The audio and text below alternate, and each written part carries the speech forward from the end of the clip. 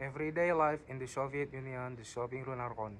The author Hedrick Smith was head of the New York Times office in Moscow from 1971 to 1974.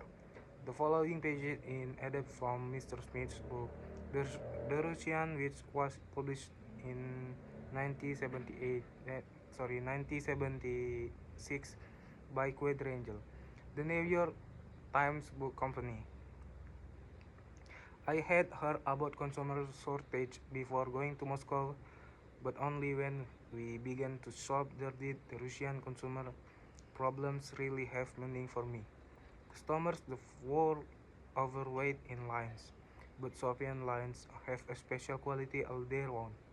Typically, the Soviet woman spends 2 hours a day in line 7 days a week. Personally, I have known of people who stood in line 90 minutes to buy 4 pineapples and 3 half hours to buy 3 large heads of cabbage, only to find the cabbage were gone as they approached the front of the line.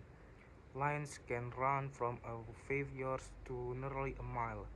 Some friends of ours watched a line of people in Moscow signing up to buy rugs. The line lasts 2 days and nights and ran for across a through an apartmental from me.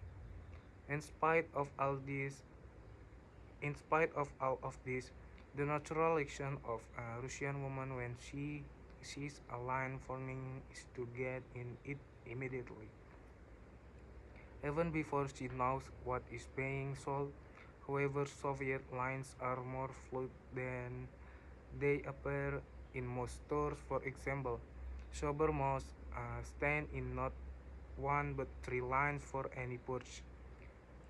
The first to select a purchase and find out its price. The second to pay a cashier somewhere else in the store and get a receipt. And the third to go pick up the purchase and turn in the receipt. But in a dairy store one morning, I found out that the game is both simpler and more complex than that. I went in to buy some cheese, butter, and Bologna sauce, which were in 3 separate departments, each with its own line, 9 lines. Rather quickly, though, I noticed that experienced shopper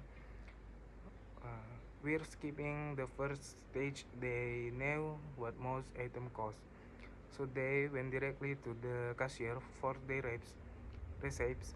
After studying price, I did that too. Then I went to cheese line to lounges, probably 20, 20 people, to get the worst over with first. I was in line less than a minute when the woman in front of me asked me to hold her place.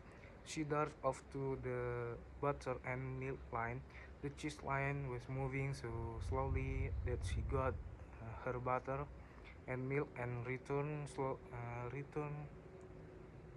before we had advanced 3 feet.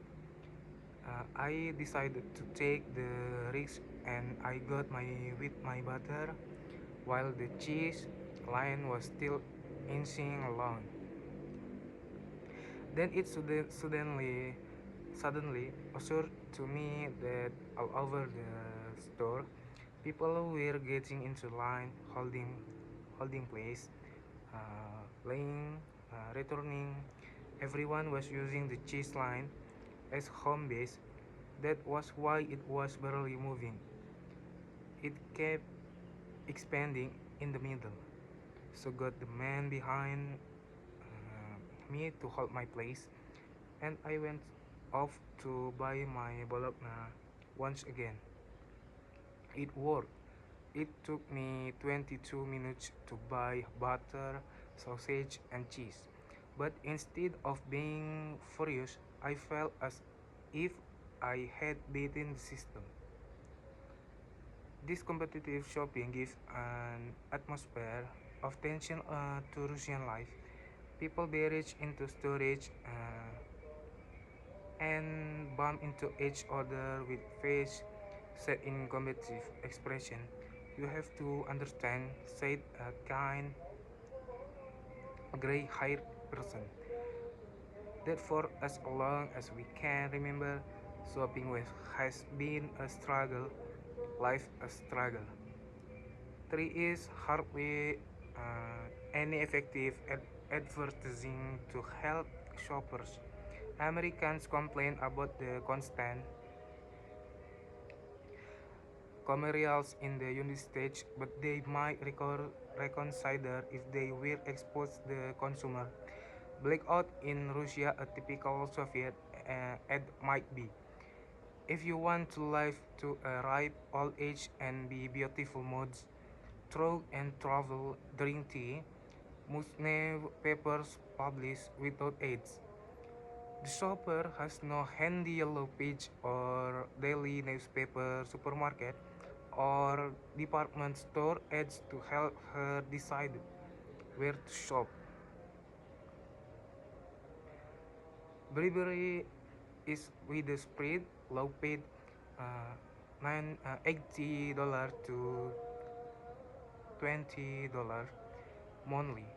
Sales clerks take a portion of attractive items and sell them secretly to regular customers who have either left a bribe in advance or can be count on to pay a high price on delivery. 10 to 15 rubles and 60 ruble raincoat is standard. In 1976, the ruble was equivalent to $132. So common is this practice that the Soviet press is always complaining about it, but it doesn't do any good.